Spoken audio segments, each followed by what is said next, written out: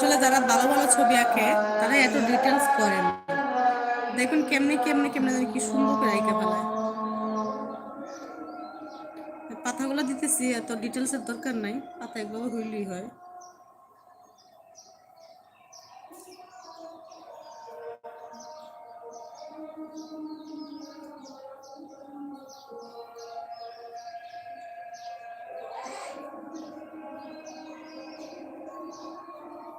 শেষে এটা শুকাইলে তারপর চেষ্টা করবো এটার ভিতরে দেওয়ার, ফুলগুলো দেওয়ার, তাহলে সুন্দর লাগবে।